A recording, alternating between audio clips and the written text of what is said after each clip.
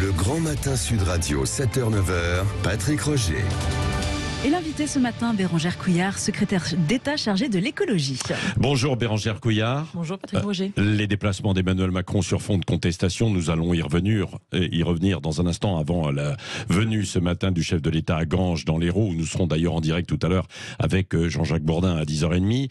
Avec vous, nous allons aussi bien sûr aborder toutes les interrogations autour de l'écologie. Et Dieu sait s'il y en a, la sécheresse bien sûr, mais aussi des questions très concrètes de notre quotidien, comme le recyclage, le tri des déchets, l'économie circulaire, comment faire avec son appareil qui ne marche plus au bout de 3 ans, 4 ans, et bien souvent on ne veut plus nous le réparer, ou encore la fameuse consigne pour les bouteilles en plastique. Commençons donc d'un mot tout de même, Bérangère Couillard, par le retour sur le terrain d'Emmanuel Macron. On l'a vu hier, ça a été difficile quand même pour lui, chahuté. Ça va être dur de tenir 4 ans comme ça, non ?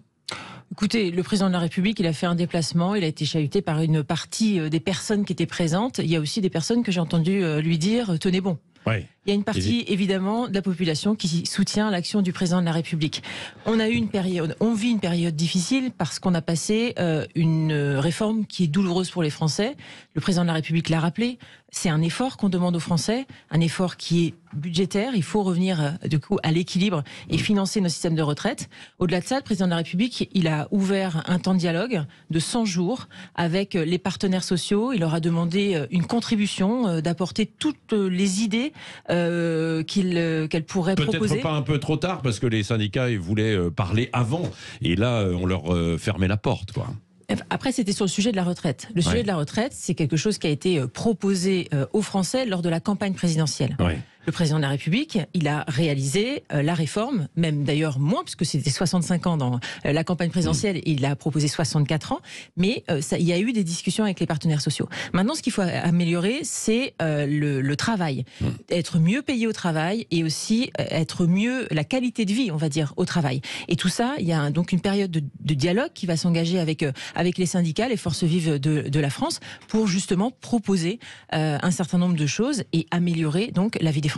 Oui, mais peut-être qu'on l'a fait à l'envers, quoi. Mais enfin, on va pas revenir dessus, non ? Qu'il aurait fallu mettre le travail avant et puis ensuite voir à quel âge on partait à la retraite, quoi, non ? Après, il en avait fait une priorité du quinquennat. Il savait que pour arriver à l'équilibre et faire en sorte qu'on n'ait pas de déficit plus important, il fallait faire cette réforme des retraites.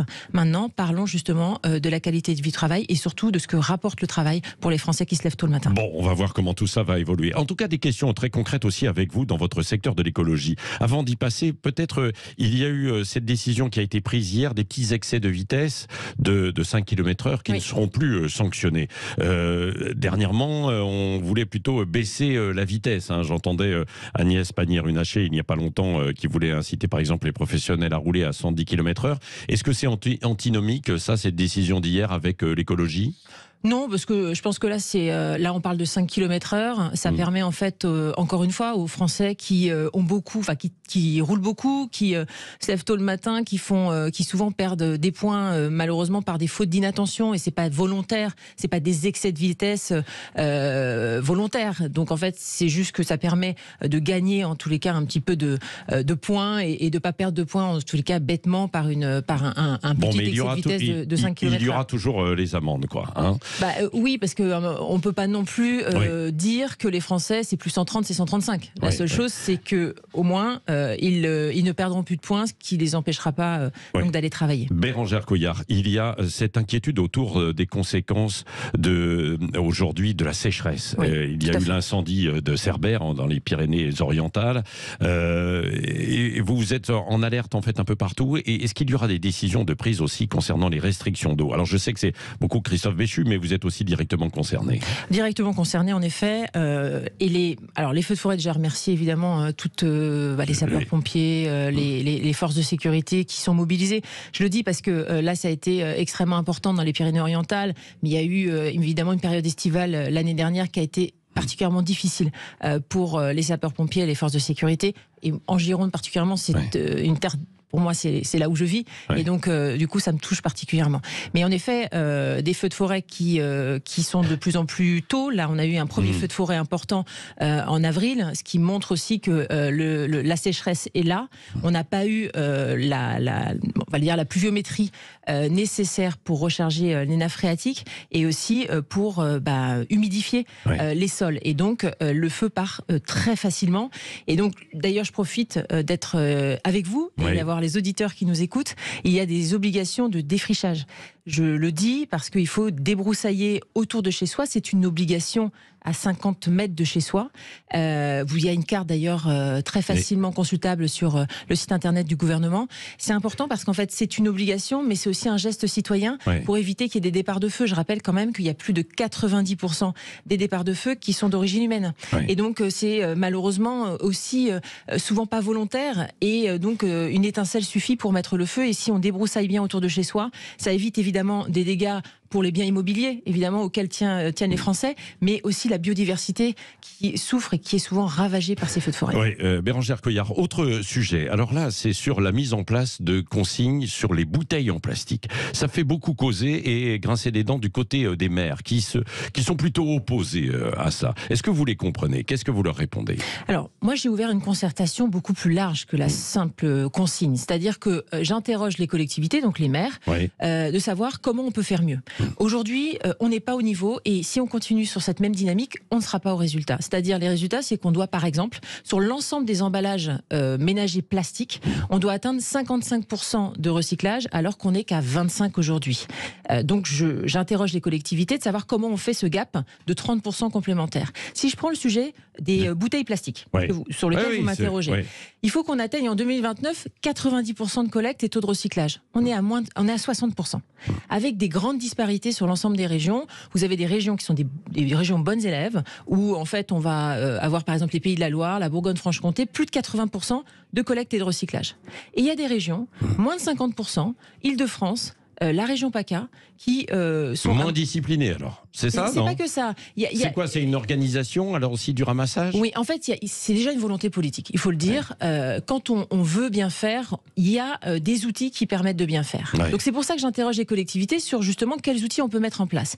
Et la consigne est un des leviers. Il y a évidemment le bac de tri qui peut être généralisé et également étendu aux entreprises, aux zones touristiques. Et les régions PACA et Île-de-France sont particulièrement concernées. Ça peut être la tarification incitative. En fait, c'est plus vous triez, moins vous payez. Par contre, il faut être vigilant à ce que ce soit solidaire pour pas que ça puisse être une crainte pour les familles nombreuses. Bérengère Couillard, très concrètement, alors quand est-ce que vous allez mettre ça en place là, et comment ça fonctionnera? Je discute justement avec les collectivités sur ce sujet. C'est un des leviers. J'en fais pas une priorité, mais je mets ça sur la table aussi parce qu'en fait, les voisins européens qui l'ont fait pour atteindre les 90%, ils sont arrivés et ça fonctionne bien.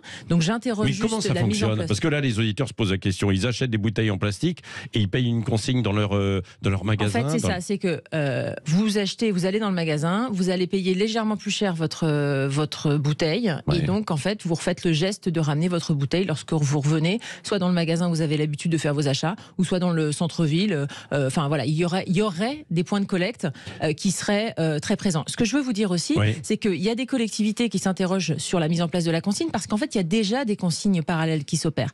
Vous avez des distributeurs, donc des grandes surfaces, qui mettent déjà des points de collecte. Et donc, ça veut dire que c'est un manque à gagner pour les collectivités. Rien qu'aujourd'hui, il y a 900 points de collecte à peu près en France qui sont mis en place par des distributeurs. Ça veut dire que c'est environ 10 millions d'euros déjà de pertes pour les collectivités. Donc j'interroge juste le modèle et je dis juste aux collectivités, est-ce que ça ne se fera pas sans vous si vous ne la faites pas? C'est la question que je pose aux collectivités. Bon, et donc une réponse quand? Alors, fin mai, début juin. Fin mai, début juin. Voilà. Donc, ça va venir vous serez fixé.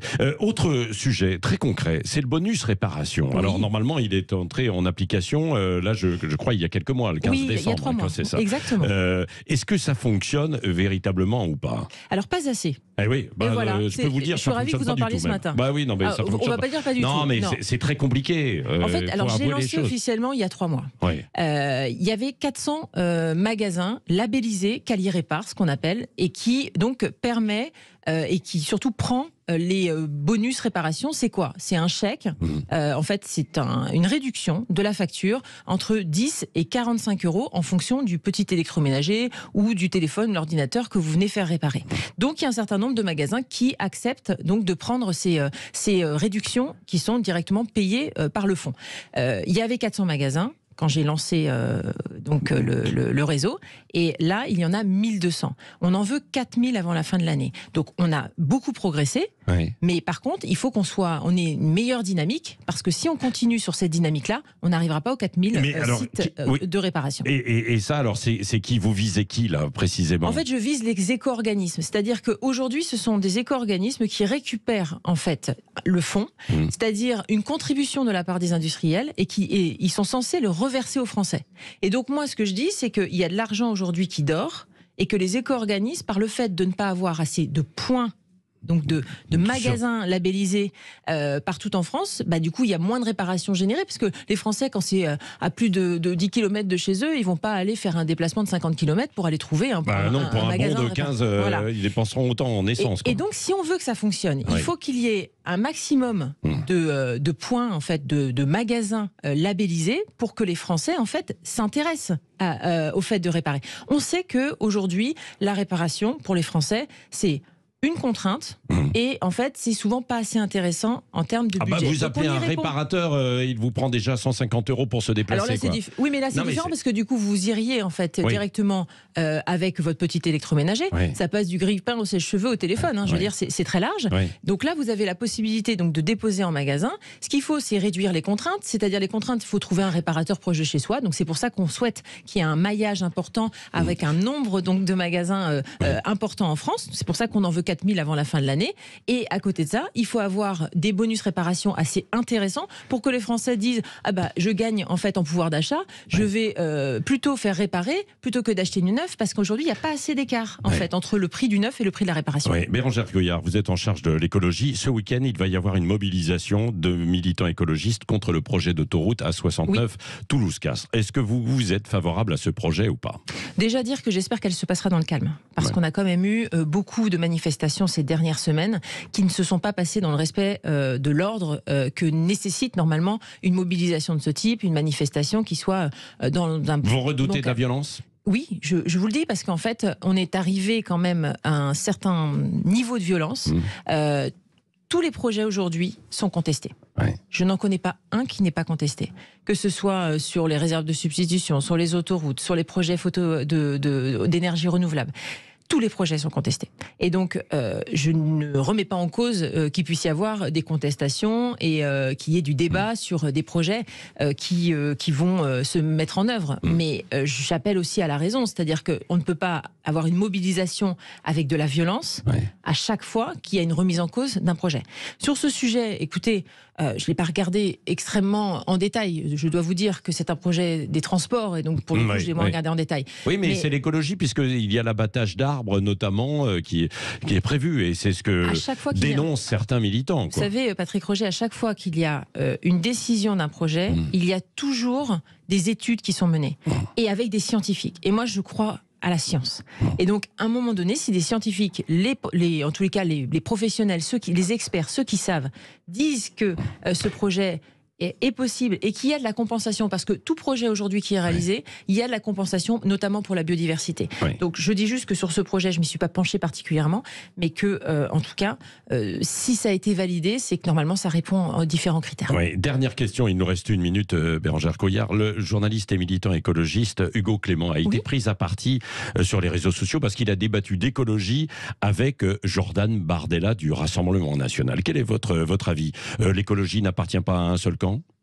Alors non, l'écologie, elle appartient à tous. Moi, j'interroge juste, en fait, Hugo Clément. Si c'était pour convaincre Jordan Bardella et l'ensemble des représentants du Rassemblement national des bienfaits de l'écologie, je crois que c'est peine perdue. Pourquoi je les connais assez. J'ai été députée pendant 5 ans avant d'être secrétaire d'État.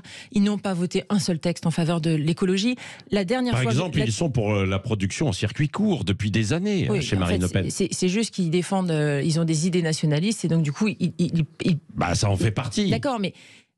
juste pour vous donner un exemple, il y a 15 jours, nous étions invités à un débat à l'Assemblée nationale sur proposition du Rassemblement national sur le fait que sur l'écologie punitive. En fait, c'est pour eux, c'est que l'écologie égale forcément punition. Et moi, je suis évidemment contre cela. C'est ce qui se passe quand même beaucoup dans la réalité, quoi, aussi pour beaucoup de gens sur le terrain. Je vous ai expliqué rien que le recyclage plastique, les bonus réparation. Oui, non, mais il y a du positif. Bien sûr qu'il y a du positif. Donc pourquoi toujours axer sur la punition ? Ce n'est pas vrai. Et à côté de ça, tous les textes européens ne sont jamais votés par le Rassemblement national. Quand il s'agit de protéger justement les Européens des produits qui sont importés et donc des difficultés que peuvent rencontrer certains de nos compatriotes, ils ne sont jamais au rendez-vous pour voter les textes. Donc honnêtement, par contre, je fais la différence avec les 13 millions d'électeurs du second tour de Marine Le Pen, qui eux, c'est pas un groupe homogène. Et donc, si on peut les convaincre que l'écologie, c'est bon, évidemment, pour l'avenir de la planète, écoutez, oui, bien sûr qu'il faut continuer à débattre. Merci Bérangère Couillard, secrétaire d'État en charge de l'écologie, qui était l'invitée ce matin de Sud Radio.